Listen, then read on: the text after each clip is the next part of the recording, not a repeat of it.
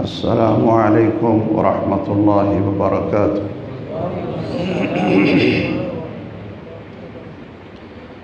ان الحمد للہ نحمده ونستعینه ونستغفره ونعوذ باللہ من شرور انفسنا ومن سیئات اعمالنا، من يهده الله فلا مضل له ومن يضلل فلا هادي له، وأشهد أن لا إله إلا الله وحده لا شريك له، وأشهد أن محمدًا عبده ورسوله صلى الله تعالى عليه وآله وسلم.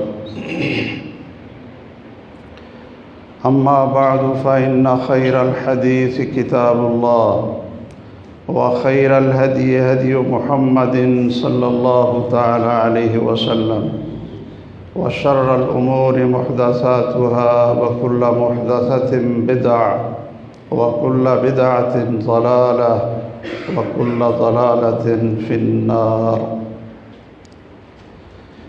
يا أيها الذين آمنوا اتقوا الله حق تقاته ولا تموتن إلا وأنتم مسلمون.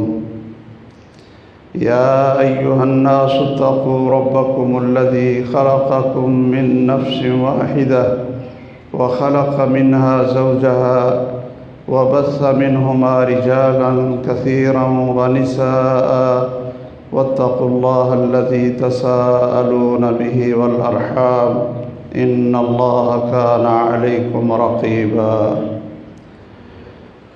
يا أيها الذين آمنوا اتقوا الله وقولوا قولا سديدا يصلح لكم أعمالكم ويغفر لكم ذنوبكم، ومن يطع الله ورسوله فقد فاز فوزا عظيما. اللهم صل على محمد وعلى آل محمد كما صليت على إبراهيم وعلى آل إبراهيم إنك حميد مجيد.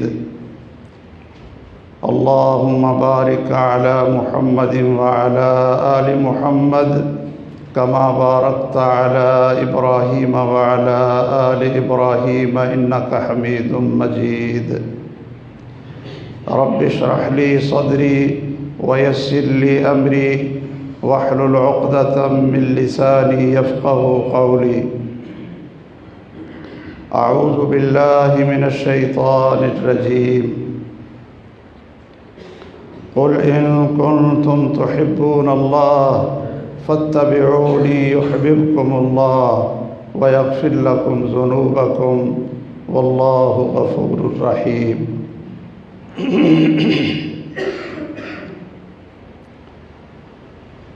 محترم و مکرم سامعین، گرامی قدر شرکائے کرام، ہمیں اس بات کو اچھی طرح سمجھنا چاہیے کہ اللہ ذوالجلال کی پہچان، اللہ تعالیٰ کی معرفت، یہ ہمیں سید الاولین والآخرین محمد الرسول اللہ صلی اللہ تعالی علیہ وسلم کے ذریعے ہی ہوئی ہے. ان کی سب سے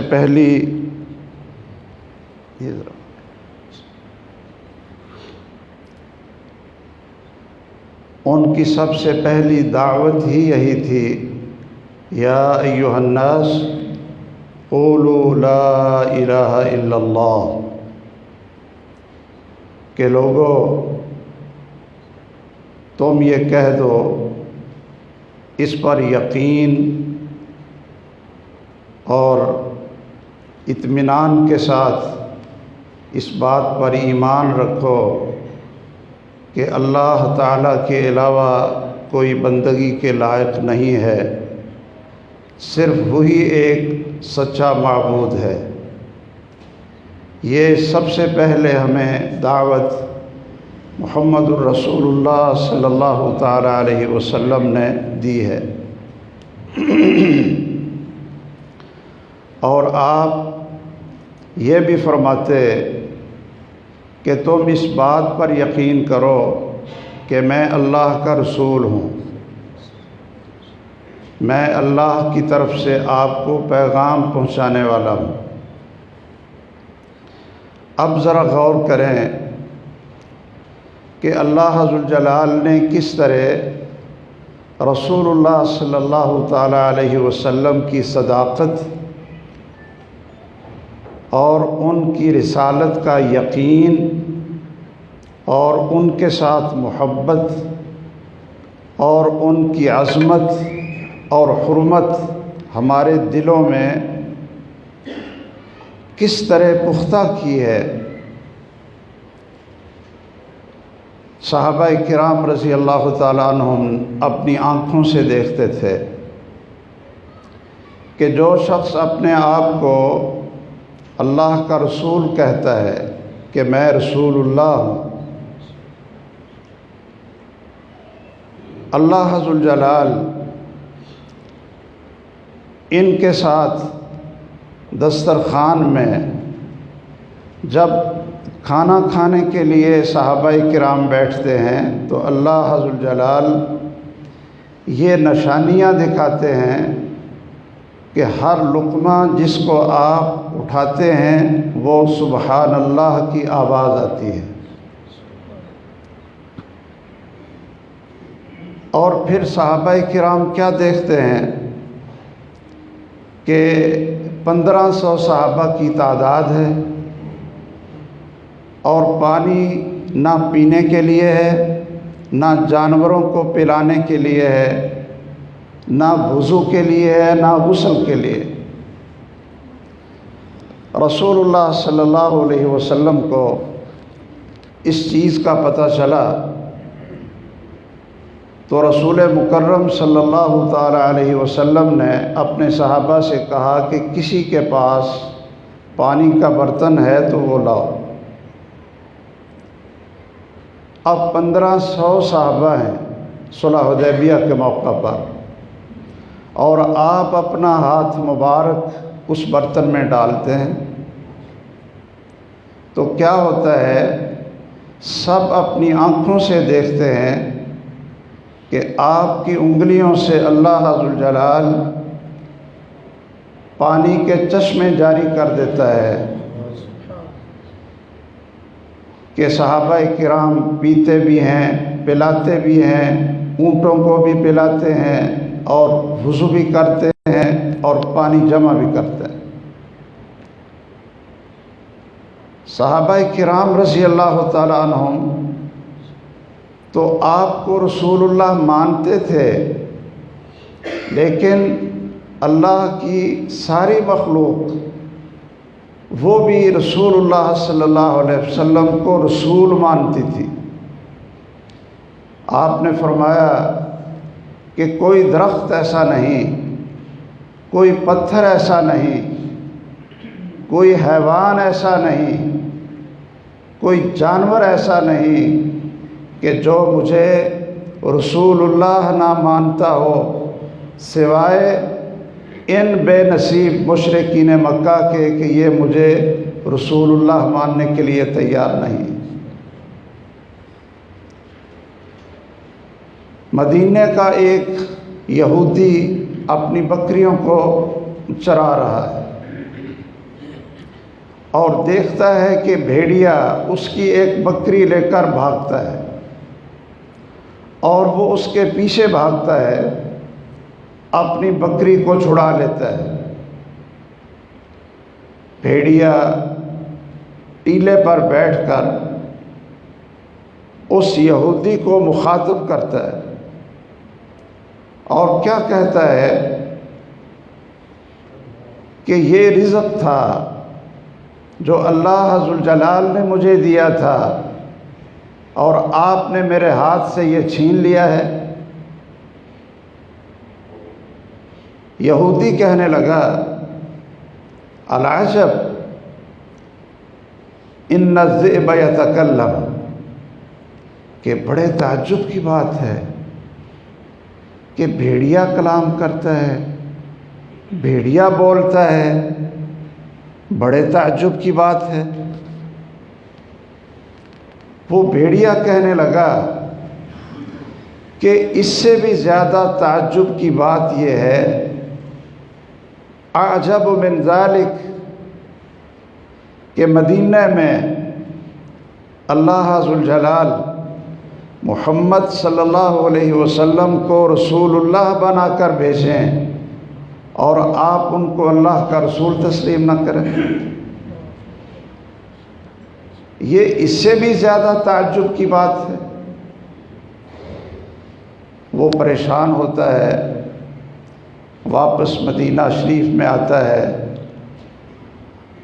اور رسول اللہ صلی اللہ علیہ وسلم کی خدمت میں حاضر ہوتا ہے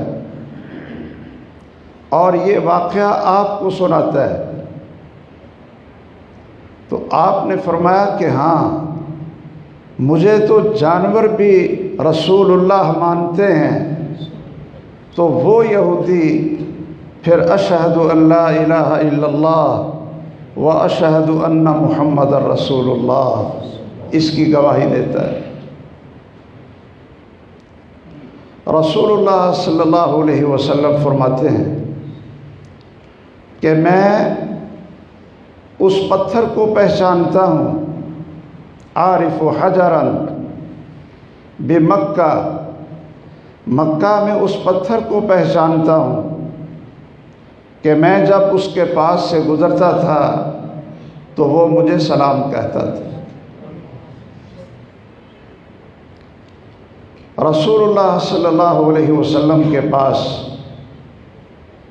ایک غیر مسلم یہودی آتا ہے اور کہتا ہے من یشہد من غیرک انک رسول اللہ،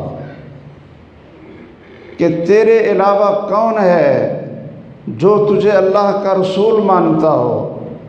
یہ چند لوگ آپ کے ساتھ ہیں، ابو بکر ہے اور سیدنا علی ہیں، بلال ہیں، ان کے علاوہ آپ کو کون رسول اللہ مانتا ہے؟ رسول اللہ صلی اللہ علیہ وسلم نے وہاں بیٹھے ہی جنگل میں ایک درخت کو اشارہ کیا اور وہ زمین کے اندر جڑوں سمیت بھاگا ہوا، زمین کو پھاڑتا ہوا آپ کے سامنے آ کر کھڑا ہوتا ہے اور شہادت دیتا ہے اشہد انک رسول اللہ۔ یہ ساری نشانیاں اللہ ذوالجلال نے صحابہ کرام کو دکھائیں، انہوں نے آنکھوں سے دیکھیں تو ان کے ایمان اور یقین کے اندر اضافہ ہوا، ان کا یقین پختہ ہوا کہ یہ شخص عام آدمی نہیں ہے، یہ واقعتاً اس پر اللہ کی طرف سے پیغام آتا ہے، فرشتہ اللہ کی وحی لے کر آتا ہے اور جو کچھ یہ بولتے ہیں، جو حکم دیتے ہیں، جو رہنمائی کرتے ہیں، وہ ان کی اپنی طرف سے نہیں ہوتی بلکہ آسمان والے رب کی طرف سے ہوتی ہے۔ آپ نے علماء سے یہ واقعہ بھی سنا ہوگا کہ رسول اللہ صلی اللہ علیہ وسلم پر ابھی رسالت اور نبوت نازل نہیں ہوئی اور آپ اپنے چچا ابو طالب کے ساتھ شام کا تجارتی سفر کرتے ہیں اور راستے میں ایک راہب عیسائی عالم جنہوں نے آخری پیغمبر کی نشانیاں پڑھی ہوئی تھیں، اپنی کتابوں میں پڑھا ہوا تھا، تو وہ کیا دیکھتا ہے؟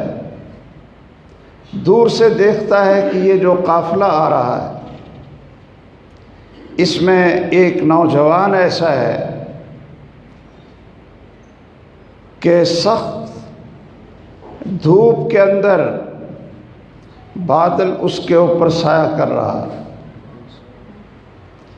کیا دیکھتا ہے کہ یہ اس قافلے میں آ رہا ہے اور جہاں سے گزرتا ہے ما من شجر ولا حجر الا یسجد لہ، کہ کوئی درخت اور کوئی پتھر ایسا نہیں ہے کہ جو اس کو سجدہ نہ کرتا ہو۔ وہ قافلہ اس راہب کے پاس آ کر بیٹھتا ہے اور لوگ پہلے آ کر بیٹھ گئے۔ رسول اللہ صلی اللہ علیہ وسلم اس وقت صرف محمد تھے، محمد صلی اللہ علیہ وسلم۔ آپ اونٹنیوں کو بٹھا کر آپ سب سے آخر میں تشریف لاتے ہیں اور دیکھتے ہیں کہ درخت کے نیچے جتنی سائے والی جگہ تھی باقی لوگ بیٹھ گئے ہیں اور جگہ نہیں بچی۔ تو رسول اللہ صلی اللہ علیہ وسلم دھوپ میں بیٹھ جاتے ہیں۔ اللہ تعالیٰ نے آپ کی یہ کرامات یہ دکھانا تھی کہ وہ درخت پورا اس طرف جھک جاتا ہے، اپنا سایہ اس طرف لے جاتا ہے جس طرف محمد کریم صلی اللہ علیہ وسلم بیٹھے ہوئے ہیں۔ یہ ساری چیزیں اور بے شمار معجزات یہ کس لیے امت کو دکھائے؟ یہ کس لیے دکھایا؟ آپ مینا کے میدان میں ہیں اور آپ سے سوال ہوتا ہے کہ اگر اللہ آپ کی مانتے ہیں تو یہ چاند کے 2 ٹکڑے کر کے دکھائیے۔ رسول اللہ صلی اللہ علیہ وسلم نے فرمایا کہ اشہدو، گواہ رہنا، گواہ رہنا، اور دیکھو تو کیا دیکھا؟ فانفلق القمر فرقتین، چاند 2 ٹکڑوں میں ہوا، ایک دائیں طرف اور ایک بائیں طرف پہاڑ کے اوپر۔ آپ نے فرمایا اشہدو، گواہ رہو۔ رسول اللہ صلی اللہ علیہ وسلم کی یہ نشانیاں اور اللہ کی طرف سے آپ کو یہ کرامت اور عزت کس لیے؟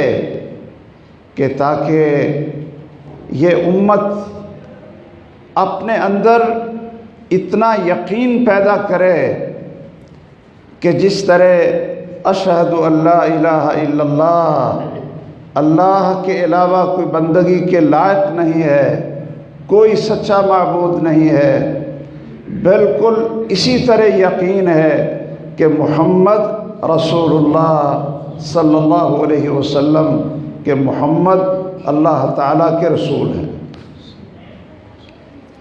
اب اس یقین کے بعد اگر واقعتاً ہمیں یقین پیدا ہو جائے تو پھر اس یقین کے جو ثمرات اس انسان کی زندگی پہ آتے ہیں، جو رنگ یہ کلمہ شہادت پڑھنے والے کی زندگی پر چڑھتا ہے، اس کے اخلاق کیسے بن جاتے ہیں، اس کا نظریہ کیسے بن جاتا ہے، اس کے معاملات کیسے خوبصورت بن جاتے ہیں، اور اس کی عبادت کے اندر کیا رنگ چڑھتا ہے، اور اس کی زندگی میں مکمل انقلاب کیا آ جاتا ہے۔ اس کے لیے رسول اللہ صلی اللہ تعالیٰ علیہ وسلم کے صحابہ کرام کی زندگیاں کہ ساری کائنات سے بڑھ کر آپ سے محبت، آپ کی عزت، آپ کی حرمت، سب سے بڑھ کر آپ محبوب، اور پھر اس محبت کی علامت اور اس محبت کی صداقت وہ رسول اللہ صلی اللہ تعالیٰ علیہ وسلم کی اتباع اور آپ کی اطاعت ہے۔ انہی دو چیزوں کا نام اسلام ہے، انہی دو چیزوں کا نام ایمان ہے، اور انہی دو چیزوں کا نام جنت کا راستہ ہے، اور انہی دو چیزوں کا نام وہ دنیا اور آخرت کی کامیابی اور سعادتیں ہیں۔ کیا کہ انسان ساری کائنات سے بڑھ کر رسول اللہ صلی اللہ علیہ وسلم کا محب ہو، اور پھر ساری کائنات سے بڑھ کر سب سے زیادہ رسول اللہ صلی اللہ علیہ وسلم کا متبع ہو۔ یہ محبت اور اطاعت، یہ دو چیزیں ایسی ہیں کہ جو لازم ملزوم ہیں۔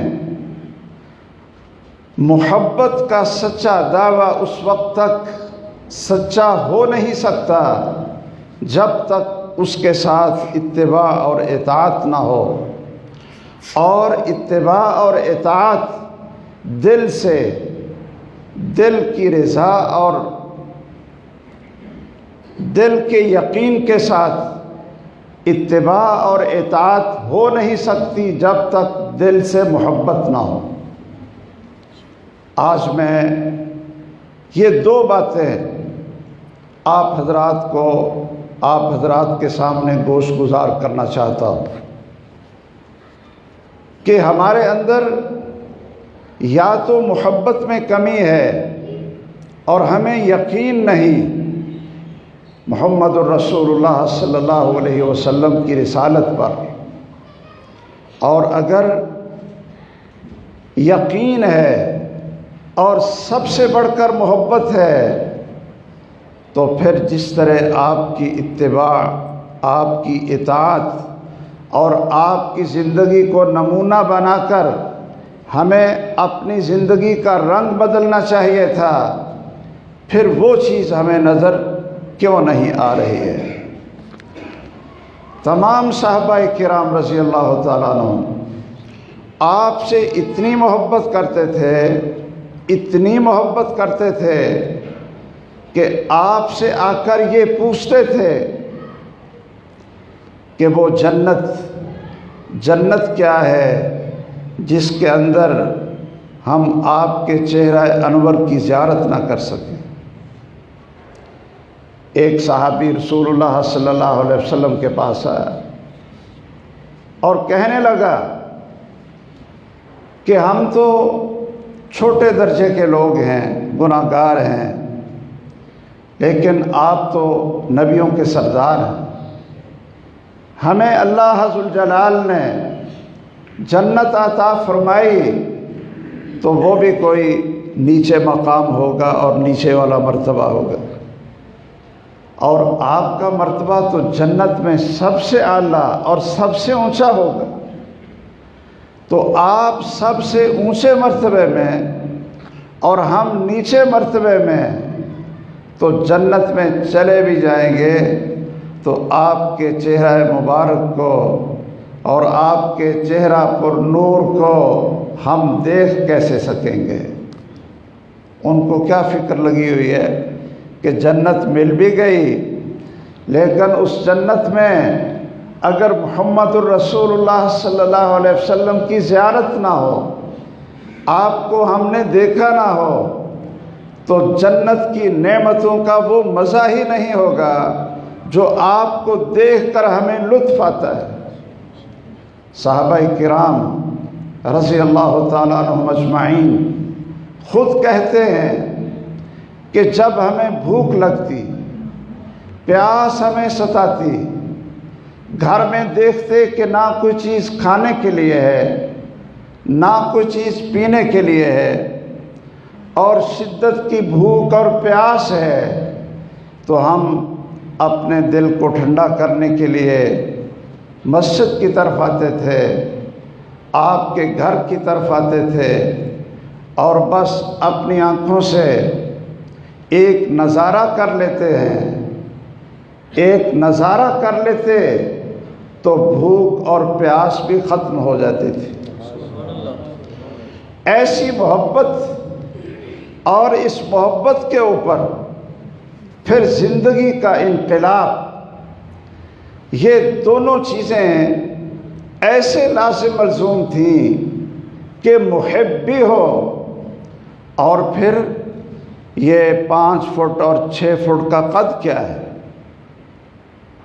بلکہ خود اپنی جان کیا ہے، مال کیا ہے، دولت کیا ہے، اپنا گھر بار، تجارت، محلات کیا ہیں، اپنی جاگیریں کیا ہیں، اپنی اولاد، اور ہر چیز کو چھوڑ کر قربان کرنے کے لیے تیار تھے کہ ہمیں صرف ایک چیز مل جائے اور وہ محمد الرسول اللہ صلی اللہ علیہ وسلم کا ساتھ اور آپ کی رفاقت مل جائے۔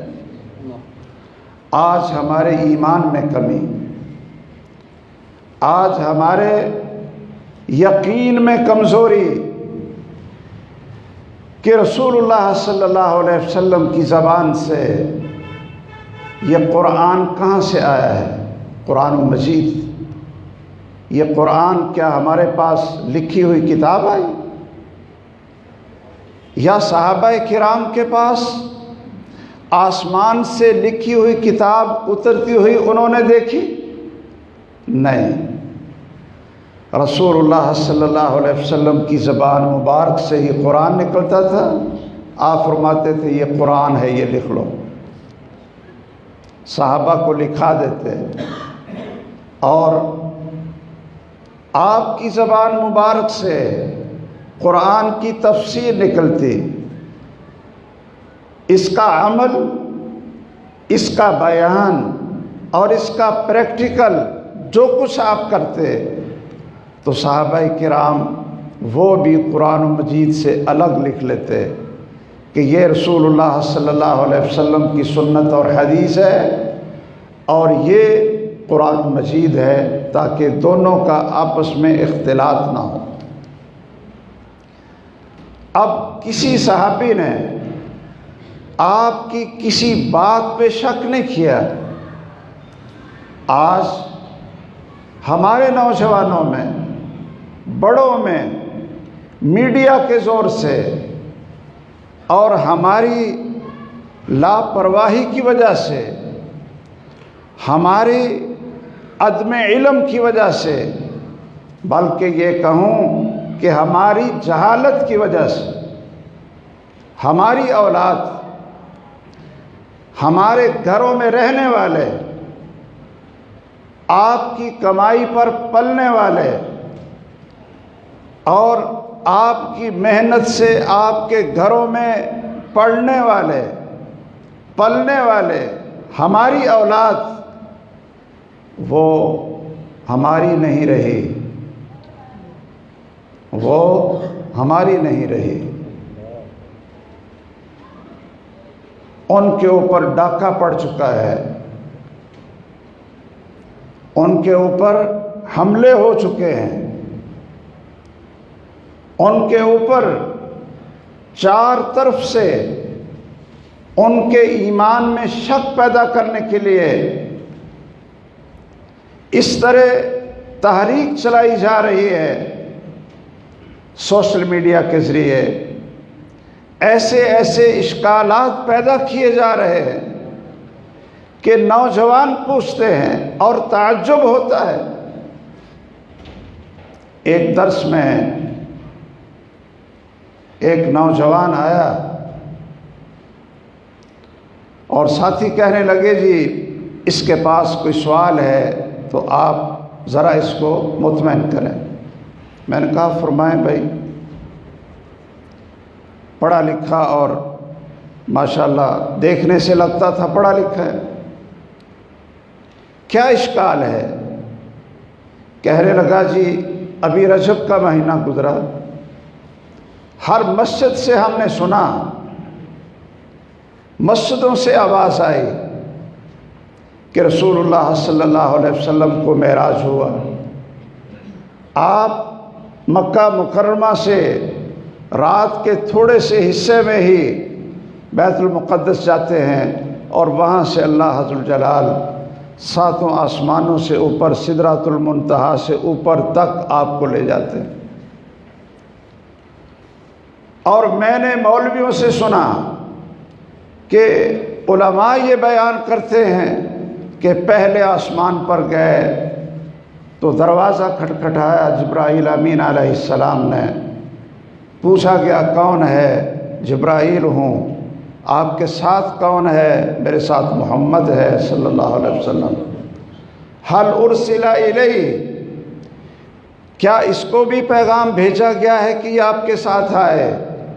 جبرائیل امین نے کہا ہاں پیغام بھیجا گیا ہے۔ تو فرشتہ نے دروازہ کھول دیا کہ آئیے۔ اسی طرح آپ ساتوں آسمانوں سے اوپر، آپ کو انبیاء علیہ السلام کا دیدار بھی ہوتا ہے اور وہ آپ کو مرحبا بھی کہتے ہیں۔ اب اس نوجوان کا سوال سنی، وہ کہتا ہے کہ جی جو میں نے پڑھا، جو میں نے ریسرچ کی، وہ تو یہ ہے کہ آسمانوں کے دروازے یہ ہو ہی نہیں سکتے۔ اگر آسمانوں کے دروازے ہوں تو آسمان تو قائم ہی نہیں رہتا، آسمان کے تو دروازے کو نہیں۔ اور رجب میں نے جس مولوی کا تقریر اور خطبہ سنا ہے وہ کہتے ہیں جی پہلے آسمان کے دروازے بھی تھے، دوسرے کے دروازے بھی کھول کر تیسرے دروازے آسمان کے دروازے کھلے اور اس طرح وہ تو دروازے کھول رہے، آسمان کے تو دروازے کھول۔ میں نے پوچھا، میں نے کہا بیٹا جی یہ بتاؤ کہ آسمان آپ نے بنایا ہے، آپ نے آسمان بنایا اور آپ نے اس کے دروازے نہیں رکھے، اس طرح آپ کو یقین ہے کہ آسمان کے تو دروازے کو نہیں؟ کہتا نہیں جی نہیں ایسی بات تو نہیں ہے۔ میں نے کہا آسمان کس نے بنایا؟ یہ اللہ نے بنایا۔ تو میں نے کہا جب اللہ نے آسمان بنائے اور اللہ قرآن میں بھی کہتے ہیں اور رسول اللہ صلی اللہ علیہ وسلم کی زبان مبارک سے نکلی ہوئی احادیث میں بھی کہ آسمان کے دروازے ہیں، قرآن بھی کہتا ہے دروازے ہیں اور رسول اللہ بھی کہتے ہیں دروازے ہیں۔ جس شخص نے اپنی آنکھوں سے جا کر دیکھے دروازے اور اس کائنات میں سب سے سچا ترین شخص ہے محمد الرسول اللہ صلی اللہ علیہ وسلم، وہ بھی کہتے ہیں کہ دروازے میں آنکھوں سے دیکھ کر آیا ہوں، تو آسمان بنانے والا بھی کہتا ہے کہ میں نے دروازے بنائے ہیں۔ تو اب آپ یا تو یہ کہیں کہ اللہ بھی جھوٹ بولتا ہے اور نبی جو دیکھ کر آیا ہے وہ بھی جھوٹ بولتا ہے۔ میری ریسرچ اور تحقیق سوشل میڈیا پر یہ ہے کہ آسمان کے دروازے ہو ہی نہیں سکتے۔ میرے بھائیوں، یہ ہماری اولاد، ہمارے نوجوان یہ کیسے اغوا ہو رہے ہیں؟ پالتے ہم ہیں، پالتے آپ ہیں، اور جب ان کو تھوڑی سی عقل آتی ہے، تھوڑا سا شعور آتا ہے، تو کہتے ہیں یہ میرے ماں اور باپ کو تو کوئی پتہ ہی نہیں تھا، یہ تو پتہ نہیں کس زمانے کے لوگ تھے، یہ تو کوئی دقیانوسی لوگ تھے، پرانی باتیں کرتے تھے۔ یہ اغوا ہو چکے میرے اور آپ کے گھروں کے بچے، ان کے اندر رسول اللہ صلی اللہ علیہ وسلم کی زبان سے نکلی ہوئی باتوں پر یقین کمزور ہو رہا ہے، اور قرآن کا معنی، قرآن کا مفہوم وہ اپنی عقل سے کرتے ہیں، اپنی عقل سے۔ اپنی عقل سے کرتے ہیں، کہتے ہیں حدیث کا کیا اعتبار ہے، سنت کا کیا اعتبار ہے، صحیح بخاری میں لکھی ہوئی احادیث کا کیا اعتبار ہے۔ وہ تو ایک انسانوں نے ان کو ترتیب دیا، ہم نے تو اپنی عقل سے سوچنا اور دیکھنا ہے کہ ٹھیک ہے قرآن اللہ کا کلام ہے، لیکن اس کی تفسیر، اس کا معنی، اس کا پریکٹیکل عمل وہ تو ہم نے خود دیکھنا ہے۔ ہمارے اس معاشرے میں پہلے پرویز کو صرف کہتے تھے کہ یہ منکر حدیث ہے، پرویز کو منکر حدیث کہتے تھے، لیکن اب تو اور کئی ناموں سے منکر حدیث پیدا ہو چکے۔ اور یاد رکھیے، جو شخص منکر حدیث ہوتا ہے وہ منکر رسالت ہوتا ہے، اور وہ منکر قرآن بھی ہوتا ہے۔ اس لیے کہ رسول اللہ صلی اللہ تعالی علیہ وسلم، جب ہم نے ان کو رسول اللہ مان لیا ہے تو پھر تو ان کی زبان سے قرآن نکلے۔ یہ قرآن کہاں سے آیا؟ ہم نے مان لیا کہ یہ قرآن ہے۔ انہوں نے جو کچھ فرمایا اس کے متعلق بھی جب تک ہمارے دلوں میں یقین پیدا نہ ہو، عبداللہ ابن عمرو بن عاص رضی اللہ تعالیٰ عنہ رسول اللہ صلی اللہ علیہ وسلم کی ساری باتیں لکھ لیا کرتے تھے۔ آپ کے صحابی ہیں، ہر بات جو آپ کی زبان مبارک سے نکلتی تو آپ لکھ لیتے تھے۔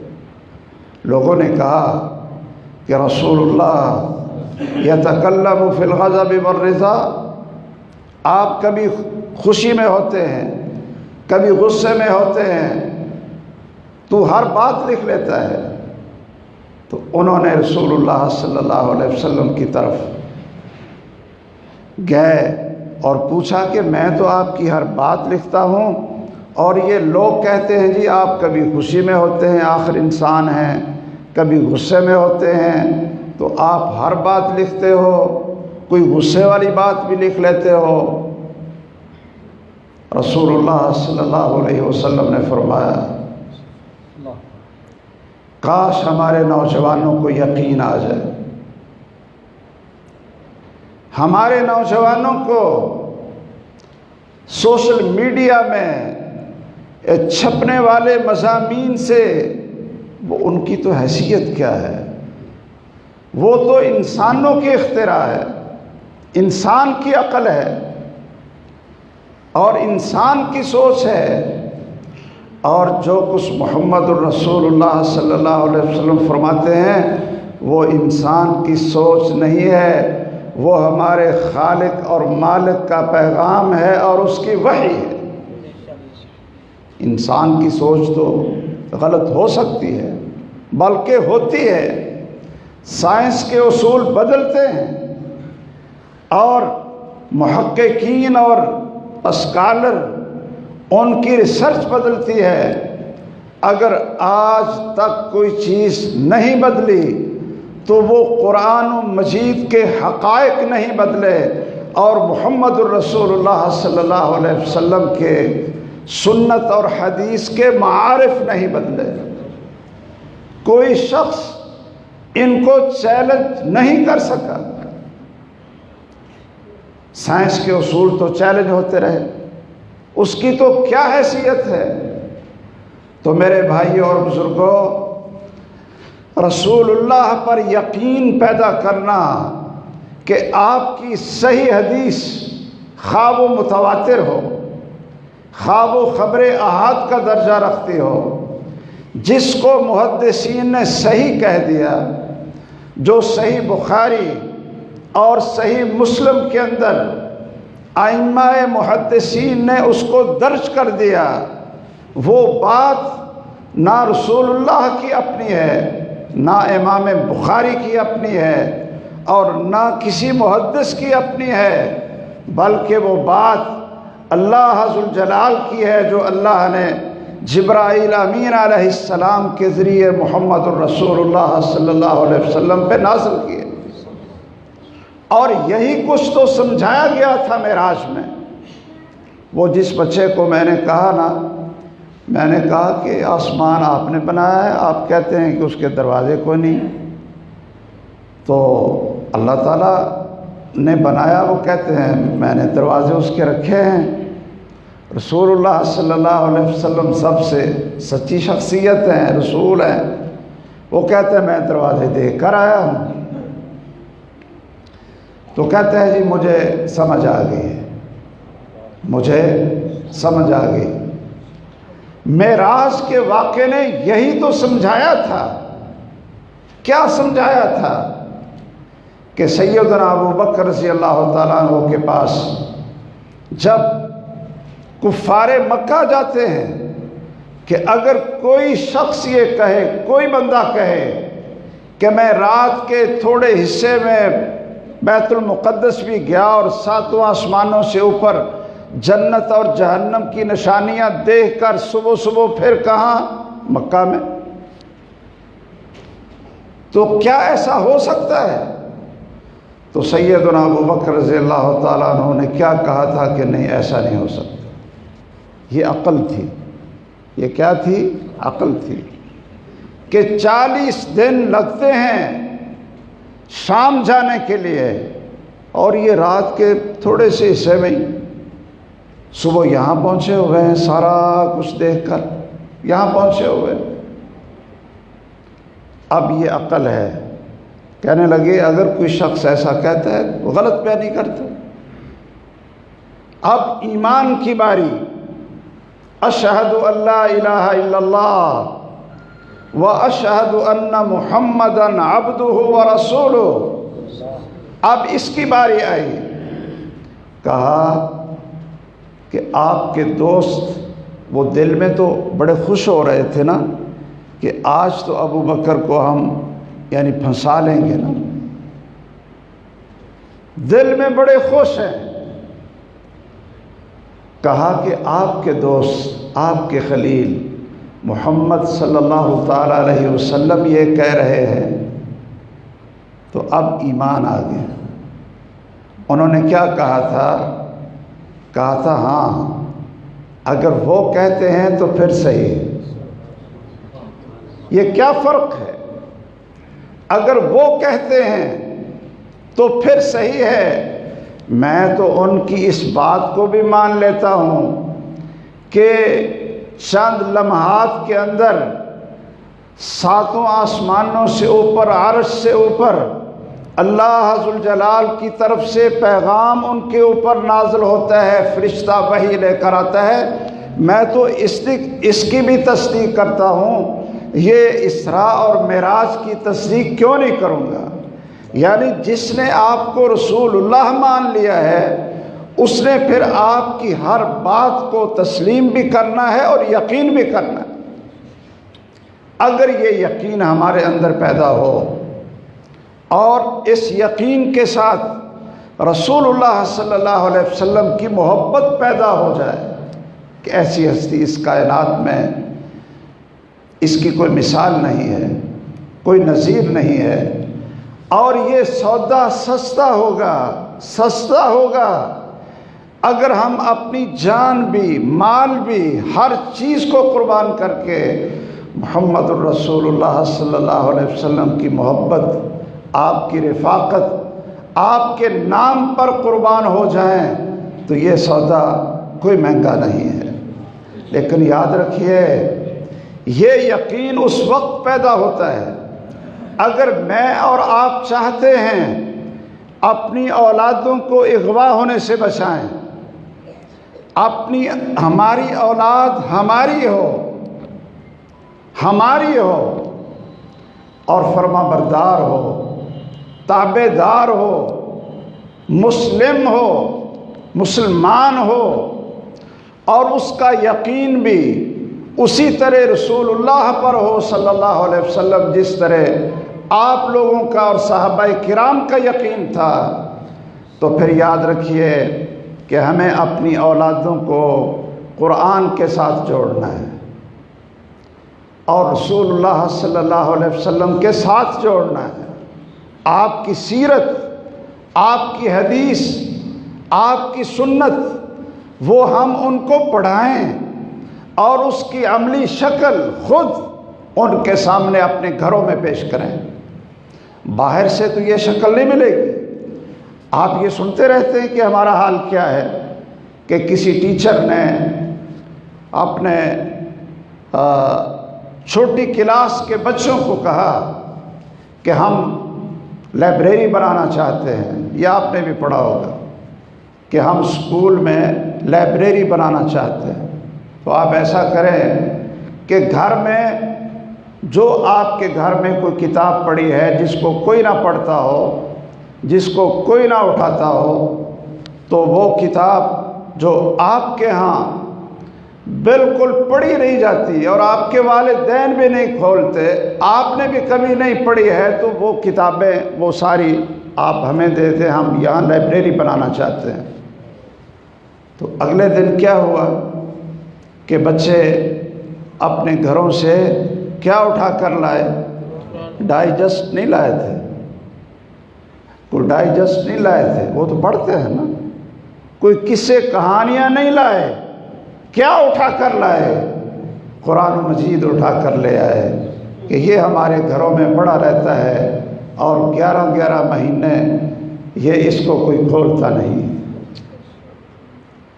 ہم اپنی اولادوں کو قرآن سے جوڑیں اور قرآن اور رسول اللہ صلی اللہ علیہ وسلم کی حدیث، میرے بھائیوں یہ قرآن اور رسول یہ لازم ملزوم ہے۔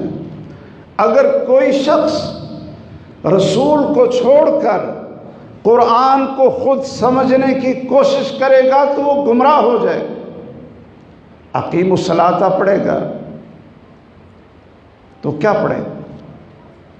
آت الزکاۃ پڑھے گا تو وہ پرویز کی طرح آت الزکاۃ کیا ہے کہ اپنے دل کو صاف کرو، اپنے دل کو صاف کرو۔ اقیم الصلاۃ کا معنی کیا ہے کہ ناچ اور رقص کی مجلسیں قائم کرو، رقص کی مجلسیں قائم کرو۔ یہ تو ہم نے پوچھنا ہے کہ یہ قرآن جس پر نازل ہوا تھا انہوں نے اس کا بیان کیا امت کو سکھایا ہے؟ میں یہ عرض کروں گا، اگر ہم اپنے آپ کو، اپنے بچوں کو اپنے بچے رکھنا چاہتے ہیں اور ان کو اغوا ہونے سے بچانا چاہتے ہیں، ٹھیک ہے، ہم یہ پابندی تو بڑی مشکل ہے کہ ہم کہیں جی آپ موبائل نہ رکھیں، آپ وہ جو ٹچ کرتے ہیں وہ نہ رکھیں، ایسا نہ کریں، ایسی پابندی شاید کوئی گھر قبول کر لیتا ہو، شاید ہمارے اپنے بچے قبول نہیں کرتے، لیکن ہم کم از کم ان کو قرآن کے ساتھ تو جوڑے نا۔ بیٹا ٹھیک ہے ہم آپ کو موبائل لے دیتے ہیں، لیکن قرآن کا ترجمہ بھی آپ نے پڑھنا ہے۔ یہ صحیح بخاری کا ہر روز 2 صفحے بھی آپ نے پڑھنے ہیں۔ یہ کیا ہو کہ دنیا کے سارے علم آتے ہوں اور اس کو نماز پڑھنی نہ آتی؟ وہ ہمارا بیٹا کیسے ہے کہ جس کو ہم نے پوری زندگی اپنی دولت اور وقت، اپنی محنت لگا کر اس کو جوان کیا، اور جب ہم بوڑھے ہو کر موت کی آگوش میں چلے گئے اور وہ ہمارے جنازے میں کھڑا ہے اور اس کو یہ پتہ نہیں ہے کہ میں نے جنازے میں اپنے ابو کے لیے دعا کون سی پڑھنی، کیا وہ ہمارا بیٹا ہے؟ ہمارا نہیں رہا۔ ہمارے کتنے بھائی ہیں بڑے جنہوں نے کبھی اپنی اولاد سے پوچھا ہو کہ بیٹا میں اگر مر جاؤں، بھئی مرنا تو ہے نا، مرنا تو ہے نا، اللہ ہمیں ایمان پر موت دے، بیٹا میں اگر آپ کی زندگی میں فوت ہو جاؤں، آپ کو ڈاکٹر بنایا، انجینئر بنایا، آپ کو تاجر بنایا، آپ کو MBA کروایا، آپ کو انگلش یہ زبان سکھائی، آپ کو دنیا کے علوم پڑھا دیے اور ساری سہولتیں دے دی، تو بیٹا میں فوت ہو جاؤں تو میرے جنازے پہ کھڑے ہو کر جو پڑھو گے وہ ذرا مجھے تو سنا دو۔ کتنے لوگ ہیں؟ قرآن کے ساتھ جوڑیں۔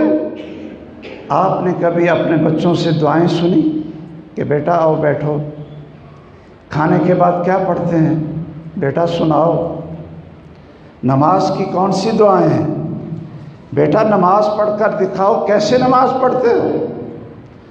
وہ دعا جو اللہ ذوالجلال نے ہر بیٹی اور بیٹے کو سکھائی، خواہ اس کے والدین زندہ ہوں یا فوت ہو چکے ہوں، وہ کتنے لوگ ہیں جن کو وہ دعا آتی ہے، رب ارحمہما کما ربیانی صغیرا۔ یہ اللہ نے یہ دعا خود سکھائی ہے۔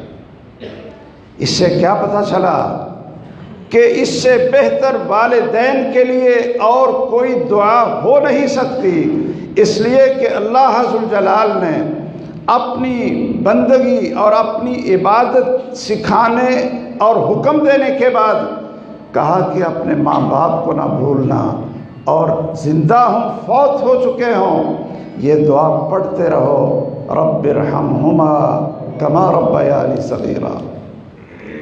ہم تو بچوں سے پوچھتے ہیں کہ بڑوں سے پوچھتے ہیں کہ آپ نماز پڑھتے ہیں، آخری تشہد میں بیٹھتے ہیں، آپ تشہد پڑھتے ہیں، درود شریف پڑھتے ہیں، اور اس کے بعد کون سی دعا پڑھتے ہو؟ کسی بچے سے پوچھ لیں، کہے گا جی رب اجعلنی مقیم الصلاۃ ومن ذریتی۔ اور 40 سال کے نماز پڑھنے والے، 60 سال کے ہمارے بابا جی، ان سے پوچھ لو کہ درود شریف کے بعد کون سی دعا پڑھنی ہے، تو بڑی ریسرچ کرنے والے اول تو آتی نہیں، آتی ہے تو رب اجعلنی سنا دیں۔ محمد الرسول اللہ صلی اللہ علیہ وسلم نے کون سی دعا سکھائی ہے؟ اللہم انی اعوذ بک من عذاب القبر۔ ان کو بتا دو، اگر ان سے سن لے تو پھر کیا ہو۔ درود شریف کے بعد کون سی دعا پڑھتے ہیں؟ ہاں دیکھا نا جی، کہتے ہیں رب اجعلنی مقیم الصلاۃ۔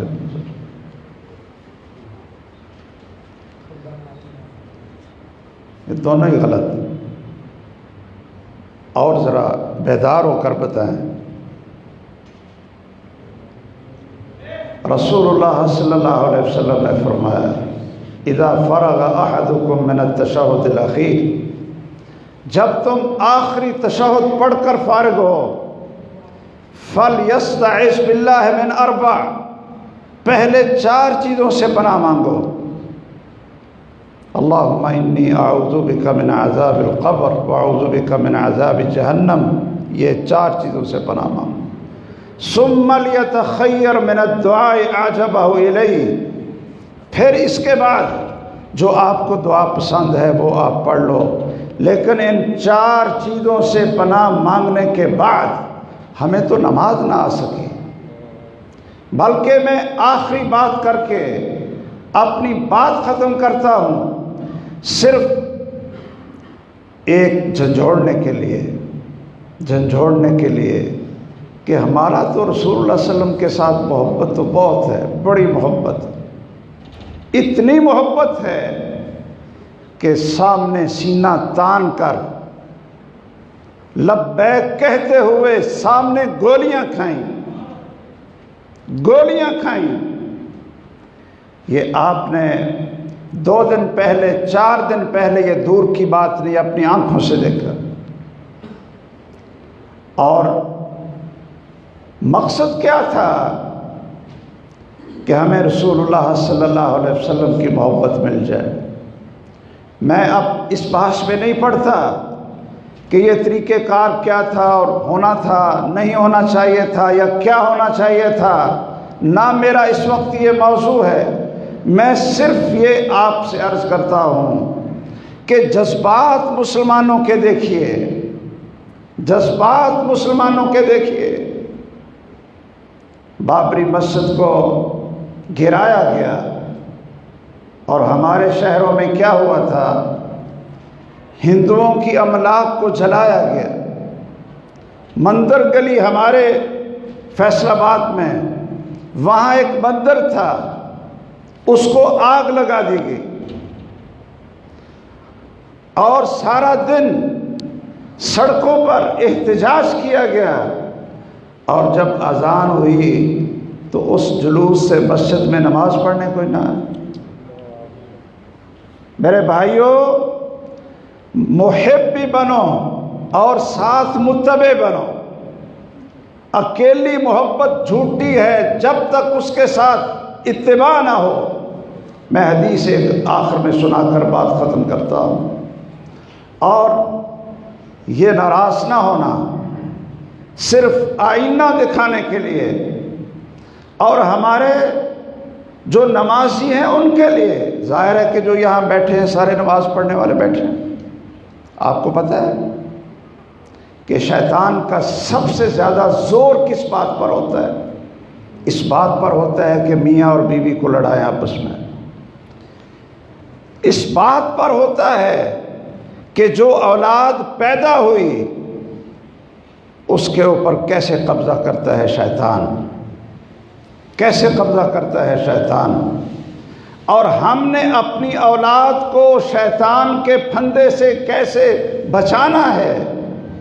رسول اللہ صلی اللہ علیہ وسلم نے فرمایا، صحیح بخاری کی حدیث ہے، یہ اگر آئندہ سال درس ہوا تو شاید میں آپ سے سنوں تاکہ اب آپ یاد کر لیں۔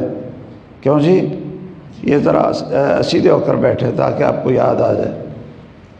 رسول اللہ صلی اللہ علیہ وسلم نے فرمایا، لو ان احدکم اذا اتی اہلہ ان یقول بسم اللہ اللہم جنبنا الشیطان وجنب الشیطان ما رزقتنا۔ کاش، یہ صحیح بخاری کی حدیث ہے، صحیح بخاری کی حدیث ہے، آپ کا فرمان ہے کہ کاش کہ تم لوگ جب اپنی بیوی کے پاس جاتے ہو خلوت کے لیے تو یہ پڑھ لیا کرو، بسم اللہ اللہم جنبنا الشیطان وجنب الشیطان ما رزقتنا۔ صرف اتنی دعا پڑھ لو بسم اللہ کے ساتھ آگے والے الفاظ، فَإِن قُدِّرَ بَيْنَهُمَا وَلَدٌ، اگر تمہاری اس خلوت میں، میاں اور بیوی کے اس اکٹھ میں اللہ ذوالجلال نے بیٹی یا بیٹا عطا کر دیا، بیٹی یا بیٹا عطا کر دیا، لم یضرہ الشیطان ابدا، پوری زندگی شیطان اس کو کوئی تکلیف اور نقصان نہیں پہنچا سکے گا۔ سبحان اللہ۔ اب ماشاءاللہ 60 سال کے بابے ہیں، 80 سال کے، اور 8 بچے بھی جم لیے ہیں، 4 اولادیں بھی ہم نے پیدا کر لی، لیکن کون ہے جس کو یہ دعا آتی ہے؟ کوئی مجھے بتائے کہ مجھے یہ دعا آتی ہے اور میری جو بھی اولاد پیدا ہوئی اس دعا کی برکت سے پیدا ہوئی، اور وہ اولاد پھر ملحد اور بے دین نہیں بنے گی، شیطان اس پر غالب نہیں آئے گا، بلکہ وہ اولاد آپ کی رہے گی اور نیکی پر ایمان کے اوپر زندہ رہے گی۔ ہم کہتے ہیں جی یہ باتیں کرتے تو ویسے ہی شرم آتی ہے، شرم آتی ہے۔ ایک نوجوان تھا، اس کو بڑا شوق تھا، کہتا تھا جی میں نے نکاح آپ صاحب سے پڑھانا ہے۔ وہ میرے درسوں میں بڑا آ کر بیٹھتا، کہتا جی نکاح میں نے آپ صاحب سے پڑھانا ہے۔ تو آخر وہ وقت آ ہی گیا، تو میں نے کہا ٹھیک ہے آپ مجھے ٹائم بتائیں، چلا گیا۔ تو میں نے اس کو اپنے پاس بلا کر میں نے اس کے کان میں پوچھا، کہ اللہ کے بندے آپ نے ہمارے اتنے درس سنے اور شوق بڑا ہے کہ میں نے نکاح سب سے پڑھانا ہے، تو میں نے کان میں پوچھا کہ بتاؤ ابھی آپ کا نکاح ہو جائے گا انشاءاللہ، ابھی رخصتی ہو جائے گی، رات کو خلوت ہوگی، تو کیا دعا پڑھو گے؟ کہتا جی وہ تو مجھے یاد ہی نہیں۔ تو میں نے کہا پہلے یاد کرو پھر نکاح پڑھاتا ہوں۔ جانوروں والی زندگی کہ جب دل چاہا تو اپنی چاہت پوری کی، اور یہ نہ دیکھا کہ محمد الرسول اللہ صلی اللہ علیہ وسلم کی تعلیم کیا ہے۔ اگر کوئی شخص کھانا کھاتا ہے بسم اللہ نہ پڑھے تو شیطان ساتھ شامل ہوتا ہے یا نہیں؟ کیوں جی؟ اگر کوئی پانی پیے بسم اللہ نہ پڑھے شیطان ساتھ شامل ہوتا ہے یا نہیں؟ اگر اس خلوت کے وقت بسم اللہ نہیں پڑھیں گے تو شیطان آپ کے ساتھ شریک ہوگا، اور جو پھر اولاد پیدا ہوگی وہ پھر شیطان کے غلبے میں آ کر رہے گی، وہ خالص اللہ کی بندگی میں اللہ کی توحید پر اور نیکی پر قائم نہیں رہے گی۔ اس لیے اس دعا کو بھی یاد کر لو، آئندہ سال اگر موقع ملا تو سنوں گا۔ میری اللہ سے دعا ہے کہ اللہ ذوالجلال ہمیں اپنے ایمان کی حفاظت کی توفیق دے، اور اپنی اولادوں کو اغوا ہونے سے بچانے کی اللہ ہمیں توفیق دے۔ ان کو قرآن پر لگائیں، دین پر لگائیں، ٹھیک ہے ڈاکٹر بنائیں، میں یہ نہیں کہتا کہ ڈاکٹر نہ بناؤ، انجینئر نہ بناؤ، میرے خود اپنے بیٹے ڈاکٹر اور انجینئر ہیں، لیکن ساتھ قرآن کے حافظ بھی ہیں، اور اللہ کا فضل ہے کہ ان کو سارا کچھ سکھایا بھی ہے۔ آپ جتنی تعلیم دیں لیکن رسول اللہ کو نہ چھوڑیں، رسول اللہ کو۔ اللہ ہمارے دلوں میں دین پر، ایمان پر اور رسول اللہ صلی اللہ علیہ وسلم پر یقین پیدا فرمائے، ہماری اولادیں ہمارے تابع فرمان بنیں، نیک بنیں، ہمارے لیے ہم دنیا سے چلے جائیں تو ہمارے لیے دعائیں کریں۔ آمین وآخر دعوانا الحمد للہ رب العالمین۔ سبحانک اللہم وبحمدک، اشہد ان لا الہ الا انت، استغفرک واتوب الیک۔